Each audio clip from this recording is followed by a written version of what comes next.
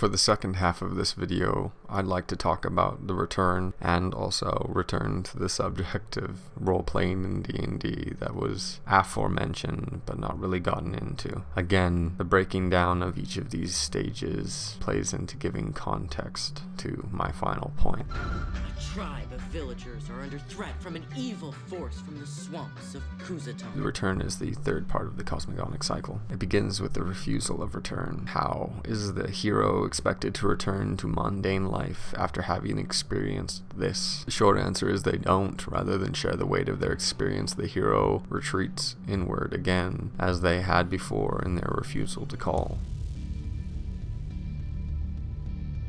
I can't get involved. I've got work to do. It's not that I like the Empire, I hate it, but there's nothing I can do about it right now. Magical flight. Sometimes the return is one of necessity as the door between the worlds is closing and the gods are in hot pursuit of the hero and their love, a love found beyond the terrible threshold. Though sometimes the fare paid for an expedient exit from one world to another is that of a life sacrificed. Goodbye, kiddo. Rescue from without is sort of a deus ex machina for the hero that refuses to return home.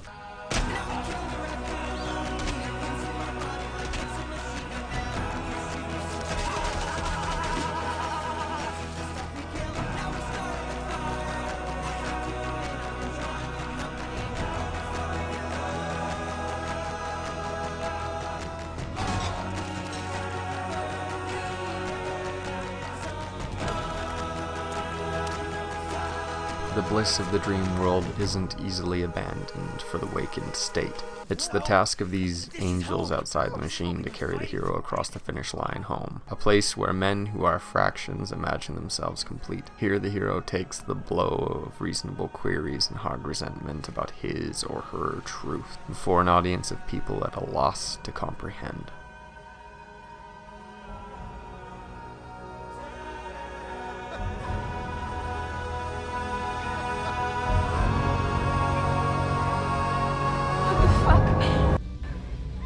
Crossing of the threshold. The hero is home and can catch their breath. Some pay a hefty price for their return, leaving a part of themselves behind in the other world. They return changed, stronger in some ways, weaker in others, forced to deal again with temporal distraction and peripheral crisis. The master of two worlds, the cosmic dancer, declares Nietzsche, does not rest heavily on one spot, but turns and leaps from one position to another. In this stage, the hero doesn't have to face trials anymore to pass between the temporal and that which lies beyond. This stage symbolizes that having mastered the world within, one in turn masters the external world, a world without. And the last stage is, of course, freedom to live. This stage is the freedom to be. The hero, having tested their armor, knows their worth and accepts their impermanence. They are no longer fearful of the next moment and therefore try to live in the moment. So what the hell does all of this have to do with role-playing, or more specifically, Dungeons and Dragons? The Demogorgon! We're in deep shit. Will, your action! I don't know. Fireball him! Have to roll a 13 or higher. Too risky. Cast a protection spell. Don't be a pussy. Fireball him!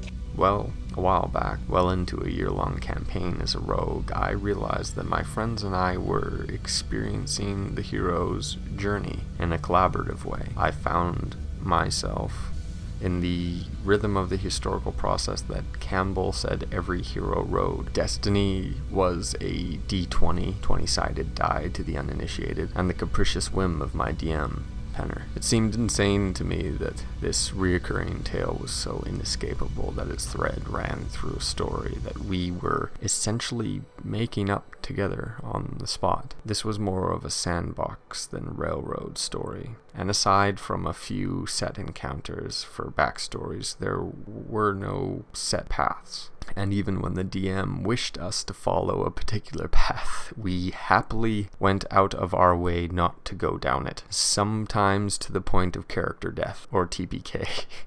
Yet we seemed to experience the atonement, the goddess, and all the other stages regardless. This was more than historically conditioned narrative and coincidental role-playing, more than an echo of the Lord of the Rings series that inspired settings like Waterdeep, the location of our campaign, This felt less like an echo and more of a broadcast. These character arcs or cosmic rounds came from us through some deep-seated area in our psyche. Allow me the indulgence of explaining my party, which I'm sure will create eye rolls in those that have yet to play the game, but it's important for me to get the point across. Yes, hello. My cat is involving herself. It's important to me to get the point across that we play out these stages unconsciously. My character, a lowly pimp, learned to value the immaterial over the material, to not be tempted by petty gain. The cleric, honestly, became a little unhinged, rolling with us, but learned to atone for a family he had and value the family he chose in us. The warlock chose the lesser of two evils in our final battle, and made an eternal sacrifice for the world. He underwent an apotheosis to be a servant of death itself in order that the world be saved from crisis. The fighter turned monk / sorcerer / cleric, a very fast genasi by any standard, and an eternal wanderer on the road of trials, established the boon of a world-renowned brewery, and continued his quest for wisdom. He blew out on the same wind that seemed to blow him in, and our fighter, having bested every type of giant, monster, cryptid, dragon, gods, and goddesses with his fiery axe, found the freedom to live with his family in a quaint town that he had once saved. I suppose our DM also found some freedom to live after the 2-year campaign came to a close. I'm not the only one to have this hero's journey revelation while playing Dungeons and Dragons, or hell, even any one of the myriad of H.P. Lovecraft role-playing games that are out there. David M. Ewalt, a 15th level cleric and author, put it best in his book of Dice and Men. Because they have a narrative form, role-playing games frequently echo Joseph Campbell's Monomyth. Stories that follow the form of Monomyth resonate because they tickle something deep in the unconscious mind. So imagine what happens when you're not watching or reading that adventure.